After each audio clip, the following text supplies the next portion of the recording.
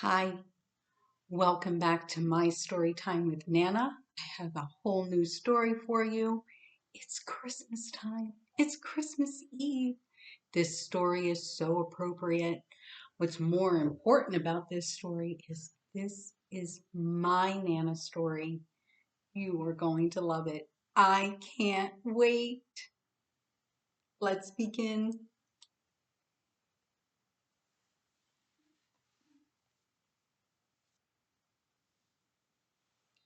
Grandma Tales, Mrs. White. Today was going to be wonderful. Penelope and her family were spending most of Christmas Eve at the Gray Manor. They would exchange gifts and bake cookies and have a fancy Christmas luncheon. Penelope was really excited because it meant she may hear a Christmas story. Penelope loved Christmas. Penelope was sitting in the lobby, listening to Christmas songs and looking at the Christmas tree, when a woman sat beside her with a plate of Christmas cookies. "Merry Christmas, Penelope," she said. "Would you like a cookie?" "I would, thank you." Penelope picked a Santa-shaped cookie. "Ah, a wise choice. My name is Mrs. White. How about a Christmas story?" "Oh, I would love that," Penelope told her. "I've been waiting all day to hear a good Christmas story." "Well, I have a good Christmas story for you. Now, I know the true meaning of Christmas is about celebrating the birth of Jesus, but when you're a child, it's more likely about Santa. This story is about the year I found out the truth about Santa. I was 11 years old, so a little bit older than you.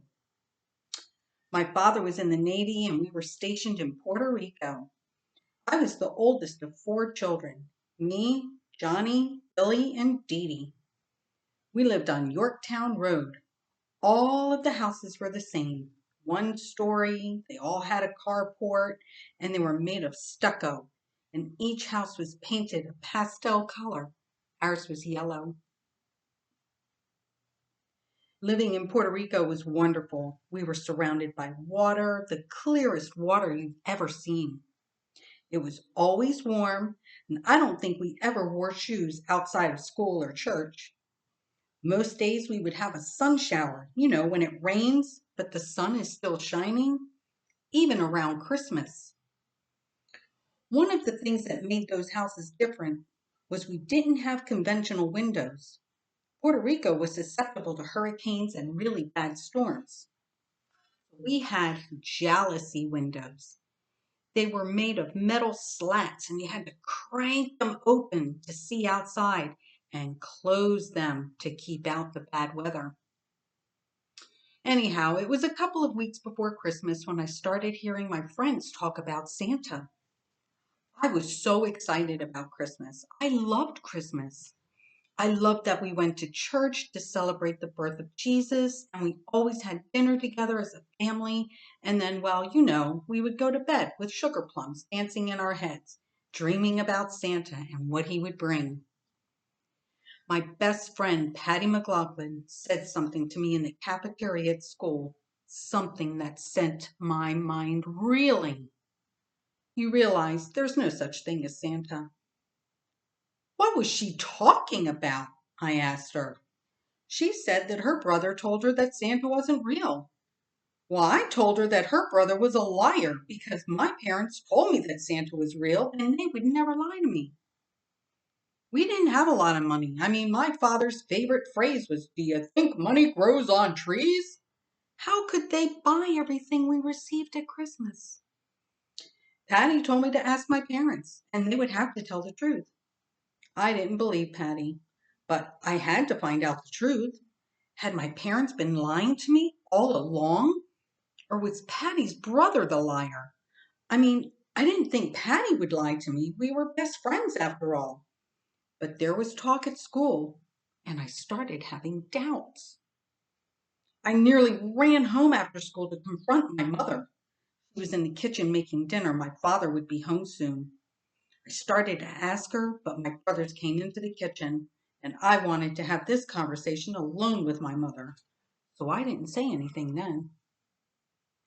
Later that night, my mother came to tuck me into bed. "Mom, I have a question," I said. My mother sat on the edge of my bed and moved my hair off my forehead. "What is it?" she asked. I told her what Patty had told me in school that day. "Is Santa real?" "Of course he's real," she told me. She told me that most children my age begin to question everything.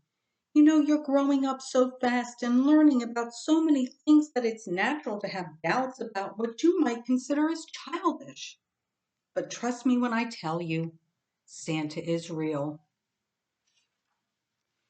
That night, I fell asleep happy. Santa was real. That feeling of happiness, though, changed once I went back to school. Now, not only was Patty telling everyone that Santa wasn't real, but so were several other children. I told Patty that my mother told me he was real and she wouldn't lie to me. And she just laughed and called me a baby. A baby for believing in Santa. "You watch," she told me. "You will see for yourself." I struggled with what my mother told me and what the kids at school were saying. Was Santa real? For the next week, I was teased at school for believing in Santa. Everyone called me a baby. Finally, I started believing that maybe Santa wasn't really real. I mean, if all of my friends said he wasn't real, maybe they were right. The week before Christmas, I overheard my parents talking about Santa and how they were sad that I had heard that Santa wasn't real. "I hope Gina doesn't tell Johnny, Dee Dee, and Billy about Santa. You know they still believe," my mother had said. "Maybe we should have a talk with her," my father replied. What would we say? So it was true. There was no such thing as Santa. I was heartbroken. Had my parents lied to me after all? For that entire week before Christmas, I was so sad. I didn't tell my parents that I heard them talking about me, about not believing in Santa. I just suffered in silence. But I had a plan to find out the truth. When Christmas Eve came, we went to church to celebrate the birth of Jesus and then home for dinner. My mother made her famous lasagna, and even though it was my favorite, I barely ate. I was too busy watching my parents' every move. Who was going to eat the cookies and drink the milk that we set out for Santa? When when were they going to put out our gifts? I was determined that I would not fall asleep tonight. I was going to catch them in the act. But then something happened after dinner. A couple of my parents' friends showed up singing Christmas carols. We all stood at the door while they sang their carol, and then my father invited them in, gave them some snacks and drinks, and then Mr. McLaughlin asked my parents to go caroling with him. "It's called paranda. It's a Puerto Rican tradition," he told them. "We go from house to house, eating and drinking and collecting neighbors. Let's see how big we can get." "Oh, let's do it. It sounds like so much fun," my mother begged. I was a little shocked. How are they going to go out and come back and play Santa? I knew then I was going to find out the truth. My father asked me to keep an eye on my brothers and sister, and that they needed to be in bed soon or Santa wouldn't come. And then he winked at me. Winked! It was like we had a secret. After they left, I got my brothers and sister ready for bed. It felt special being in charge like a regular babysitter. I had them wash their faces, brush their teeth, and then we set out the cookies and milk for Santa. They were so excited that Santa was coming tonight. I felt a little sorry for them because they just didn't know. I read The Night Before Christmas, just like my father always did, and then tucked them into bed. And then I began waiting to find out the truth. I mean, I already knew the truth. My best friend had told me, and I had heard it right out of my parents' mouth, more or less. I lay in bed waiting for my parents to get home and start putting Santa's gifts under the tree. And I heard them come in, and it was pretty late. My mother was singing softly, Santa Claus is coming to town, and giggling, my father telling her to be quiet or she would wake us. They peeked their heads into our rooms. I closed my eyes and pretended to be asleep. My father stepped in and gave me a kiss on the forehead. I still pretended to be asleep. And then they went to bed. I mean it. They went to bed. It was so quiet in the house. It was just like the book, night before Christmas. Not a creature was stirring. I waited and waited, and still my parents never left their room. And then I heard a noise outside. At first, I didn't know what it was.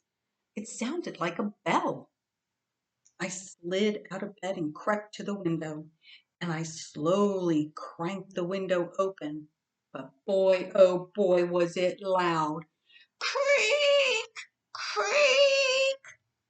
I looked out the window, first up the street and then down the street. And there he was, Santa. He was around the corner, ringing his bell. I couldn't believe it. Santa was real. He was walking up my street, ringing a bell. There he was. He was real. He continued ringing his bell, and just as he passed my house, he stopped. He stopped walking and set his bag on the ground. He stopped ringing his bell, and then he turned his head in my direction. Oh my goodness, he was going to see me. I started to duck down, but not quick enough. I saw him raise his finger to his nose and tap. 1, 2, 3. He waited a second, I guess to make sure I knew that he was there. He was real. He was Santa. He lifted his bag and began ringing his bell and started walking down the street. As he finished walking past my house, I thought I heard him humming "Oh, Holy Night," but I can't be sure because I was busy cranking that window shut and getting back into bed. That night, I really did fall asleep with sugar plums dancing in my head. Santa was real. Santa was real. Santa was real. So anytime someone makes you question what you believe, think with your heart. Don't worry about what people think. Don't worry about what they tell you. Santa is in everyone's heart, and Santa is real. Oh, Mrs. White, Penelope cried. Thank you for the great Christmas story. No, thank you, Penelope, she answered. You brought me back to a time I'd long forgotten. Thank you for listening and reminding me that Santa lives in us all. It really was the best Christmas story ever, Penelope said, getting Mrs. White a hug. Here, I made this flower special for today. She handed Mrs. White a red poinsettia flower. Merry Christmas, Penelope, Mrs. White said, kissing Penelope's forehead. God bless you and your family, and may you always have the spirit of Christmas in your heart today and all the days of your life.